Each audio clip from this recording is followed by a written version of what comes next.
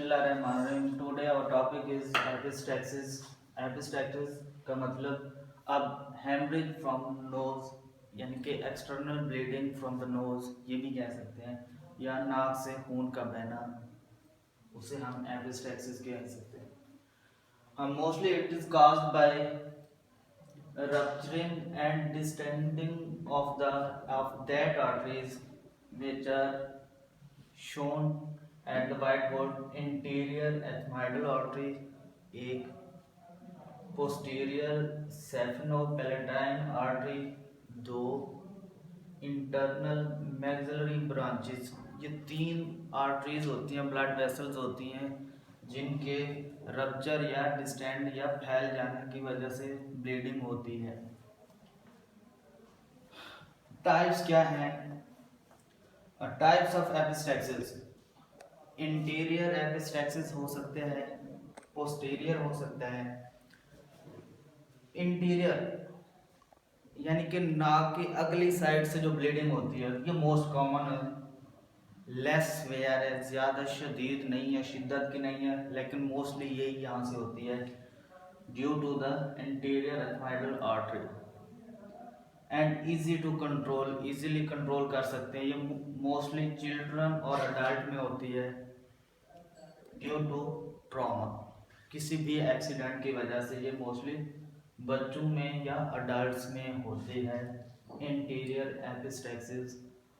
और posterior epistaxis less common है, मोर severe है, क्योंकि ये नाक की पिछली साइड पे जो नोज की ब्लीडिंग होगी वो नीचे भी जा सकती है, लेरिंग्स में, हवा की नाली में भी जा सकती है, ट्रैकिया में। सो इसलिए मोर सिवियर है। इसके लिए हॉस्पिटल पेशेंट को ले जाना बहुत ज़रूरी होता है।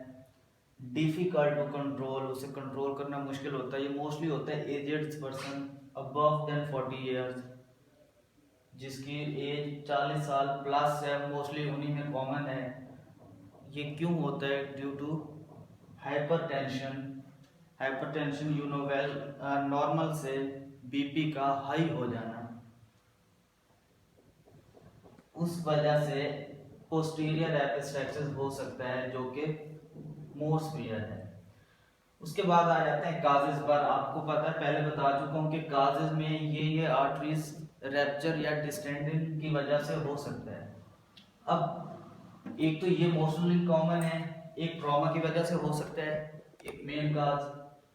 इस जगह में कोई इन्फेक्शन हो सकता है, लाइक ये DNS है,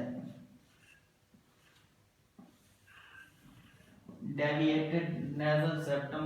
ये जो हमारे नाक के दरमियान में जो सेप्टम होता है वो थोड़ा डेविएट हो जाए, जिसकी वजह से एपिस्टैक्सिस हो सकती है। ये भी कॉमन है। अगर कोई फॉरेन बॉडी नोज में चली जाए तब भी ये ब्लड वेसल्स रप्चर हो सकती हैं। अगर हवा में नमी कम हो जाए तब भी ये ब्लड वेसल्स रप्चर हो सकती हैं। अगर नाक के अंदर खुदा ना खास्ता कोई नेजल ट्यूमर हो जाए तब भी ये ब्लड वेसल्स रप्चर हो सकती हैं या डिस्टेंडिंग हो सकती है। लास्ट में बात आ जाती है मैनेजमेंट, यानी कि इसका ट्रीटमेंट कैसे करते हैं।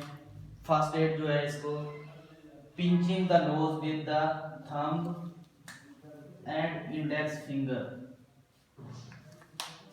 आपने पेशेंट को यहाँ से, अगर ब्लीडिंग हो रही है, यहाँ से पिंच करना है फॉर 5 मिनट अपने थंब और इंडेक्स फिंगर से 5 मिनट के लिए पिंच करना है नोज को, जिसकी वजह से ब्लीडिंग रुक जाती है और उसके बाद हम मैनेजमेंट कर सकते हैं। यह दूसरा मेथड है ट्रॉटर्स मेथड, जिसमें पेशेंट को बिठा दिया जाता है, बिठा के उसका सर आगे कर दिया जाता है। अगर उसकी ब्लीडिंग हो भी रही है तो वो नीचे बेसन वगैरह में जाए या कोई भी कंटेनर रख लेंगे। इसके अलावा पेशेंट को कहेंगे कि वो माउथ से ब्रीथ ले, ना के नाक से।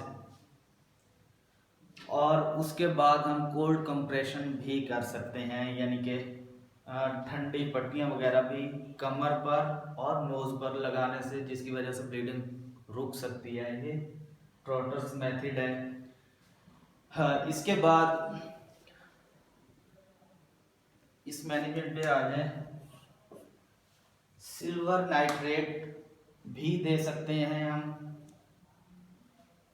और ये है वैजो कंस्ट्रिक्टर्स, जिसकी वजह से ब्लड वेसल्स कंस्ट्रिक्ट हो जाती हैं और ब्लीडिंग रुक जाती है। फॉर एग्जांपल एड्रेनालिन, कोकेन वगैरह, या इलेक्ट्रोकॉटरी मशीन के ज़रिए भी हम ब्लीडिंग को रोक सकते हैं, आपको पता है।